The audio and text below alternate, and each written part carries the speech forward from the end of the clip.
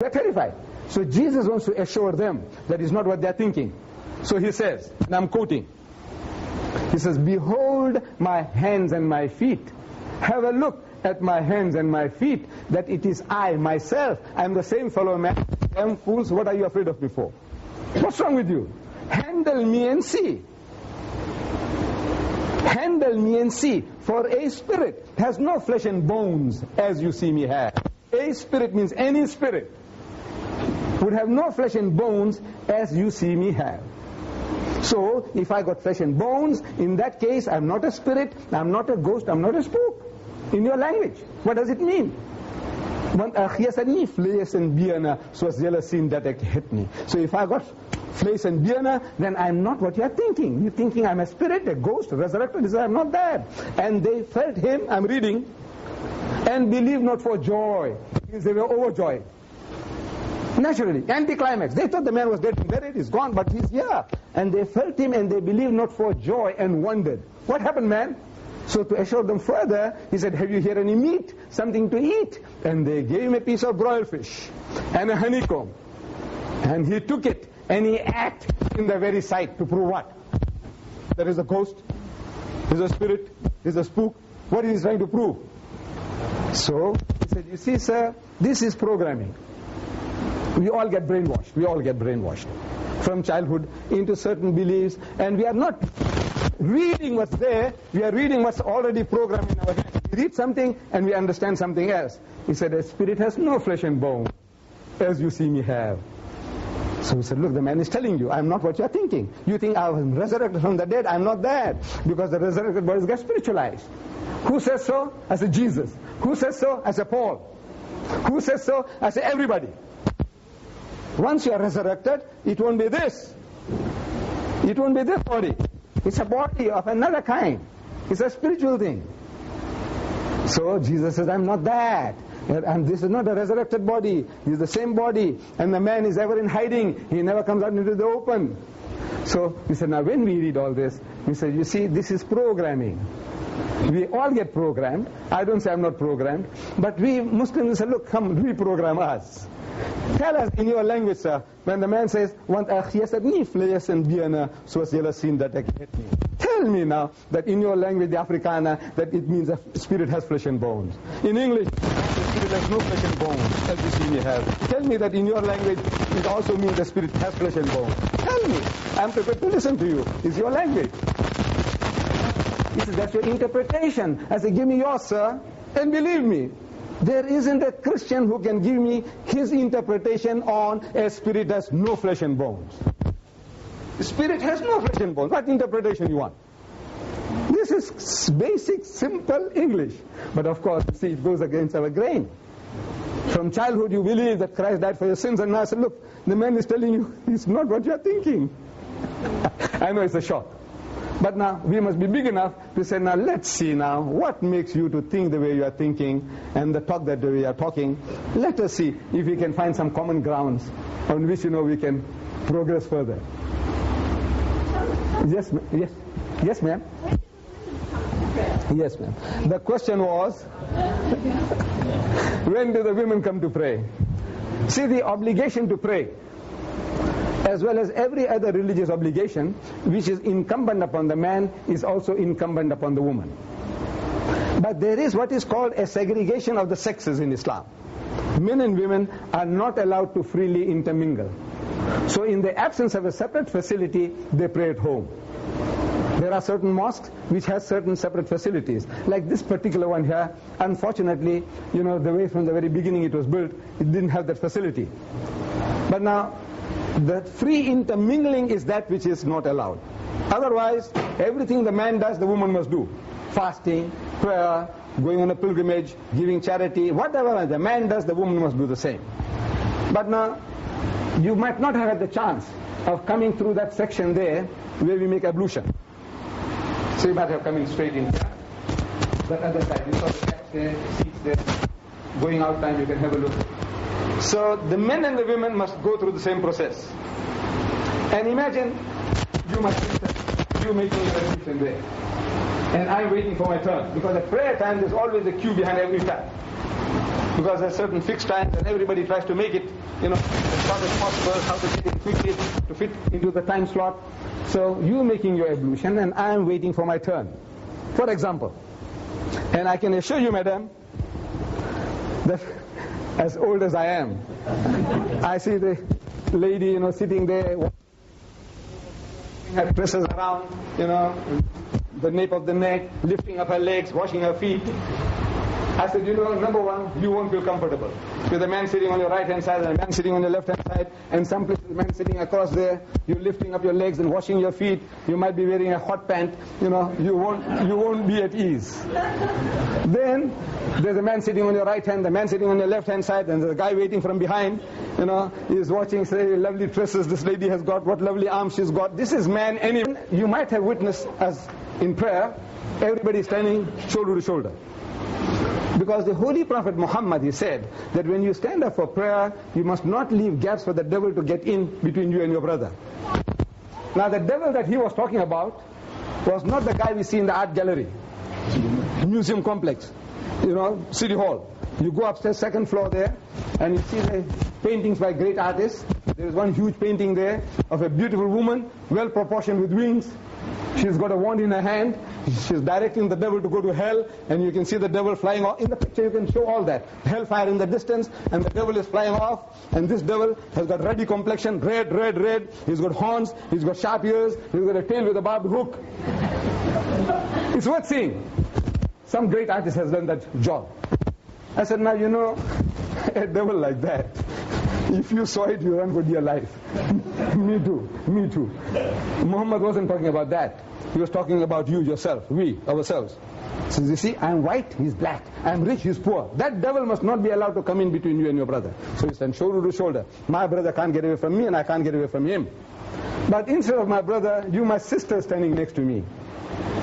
And I said, Allahu Akbar. So Allah is the greatest. But nice cushy feeling. Nice and warm. I'm wondering whether she's not the greatest. No, this is the human mind, how it works. Then we stand rows and rows behind each other, as you have seen, rows and rows behind. And my sister, she's standing in front of me there, in the row, and I'm behind her. So Allahu Akbar. So Allah is the greatest. This is 36, 24, 36.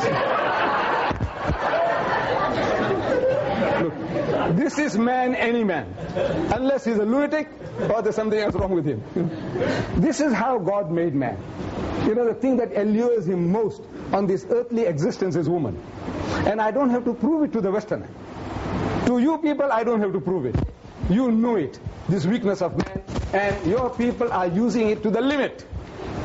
Look, Lucian Motors, Smith Street, Durban, they sell second-hand trucks. But on the trucks that they advertise, there's a woman in the bikini on top of the truck. Then G North, they moved from Field Street to North Avenue. G North, they sell second-hand tractors. They sell tractors. And on the tractor that they advertise, a woman in the bikini on top of the tractor. I'm asking, what has a woman in the bikini got to do with a second-hand truck or with a tractor? Except the man. You see, he'll be enticed to read that advert because of that woman. And then BMW has beaten the lot. BMW is a motor car supposed to be a little better than the Mercedes-Benz. I'm not in the market for it. I had 4 Beetles. You know, I spoke about Beetle. 4 Beetle motor cars, one after another. And then they did away with the Beetles. I was forced to buy a Golf. I'm still not in the market for a BMW. But a BMW advert in our daily news attracted me. What's the advert? BMW, illustration of a beautiful BMW motor car. In front of the motor car, there's a woman in the skimpiest of bikini, what you call the tanga, the G-string. And she's standing in a lustful, enticing pose. And at the bottom is written, test drive her now.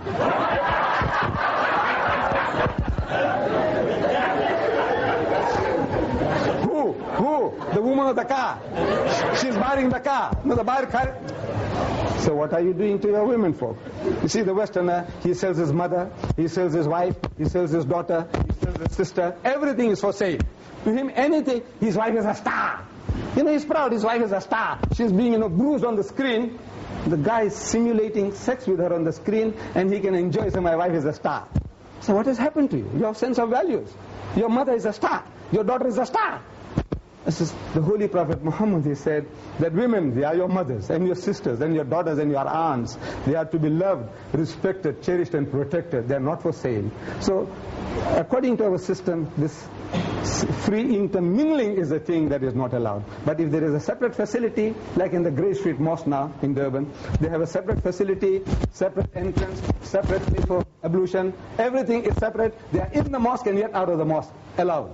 Only the free intermingling is not permitted now. But the obligation is on the man as well as the woman to pray. Yes, ma'am. How is your imam chosen? How is the imam chosen? You see, we look for a person who has better education about religion than us. So we catch such a person and say, look man, I think you are the best man to do the job.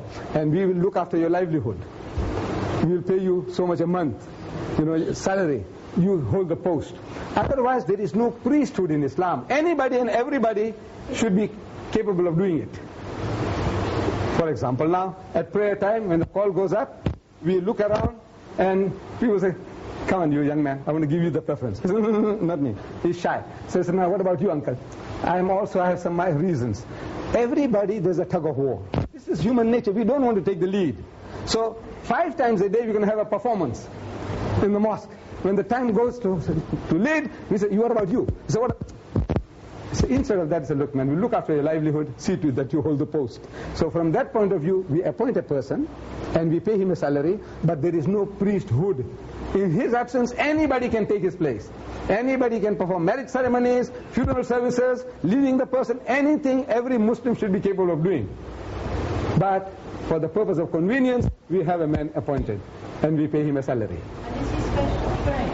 Yes. He has extra little, all the little details, that you might do some little mistake now, how to rectify that, all these things he will know more than the general public. And what age do you choose him? Well, generally, you see, a person has passed his puberty. Must be a male who's passed his puberty now.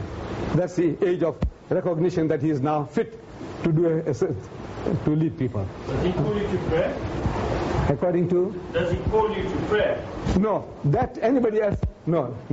He only leads, the imam, he leads. The one who calls the people to pray is called a muazzin. Muazzin is the one who gives the azan. Azan means a call. Anybody also can do that. Anybody. But that also we appoint a man. We say, look, you see to it that you hold the post. In case somebody doesn't turn up and nobody is there, nobody gives a call, so we say, look, this is your duty, and you do the job of the imam. Just. Do you have your own burial committee? Burial committee? No, you see, the Muslim is an amazing community. It's an amazing community, man.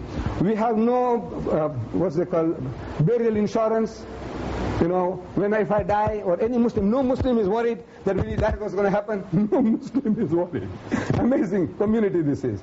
No Muslim ever worries about death, that if I die, what's going to happen? The community, it is the duty of the community to bury me. So in other words, if the community doesn't do that, everybody is guilty. In Islam, if some people don't do the job, everybody is guilty. So there's always some people to look after me if I'm dead. So it carries on, man. There is no such thing as a body or a society to do that. The whole community is geared. If somebody dies nearest to me, right, and everybody flocks there, and we'll never ask the widow. He says, did he leave any money behind? Has he got any money for funeral expenses? Nothing. That's the part of the living, to bury the dead. That's their job. They must bury. And if they said, look, my husband has left this money, for this purpose, well and good. If not, it's on the community. The community does it. No, there is no female equivalent to the imam. No, among themselves they can. Anybody can lead. Well, and the Muslims as well, anybody can lead. So there is no equivalent to that. Yes, ma'am. You said earlier that the Muslim doesn't believe in a reincarnation. What do they believe happens after death? Yes. The Muslim does not believe in reincarnation. What we believe in is the same as the Christians. We believe that this life is the only life that's given to you. You must make the best of it here and now. Come right with God now. If you miss the opportunity, you will have eternal regrets. So we do not believe in reincarnation. This is a Hindu idea. And this is also out of policy they invented this idea to exploit the people of India. You see, my ancestors,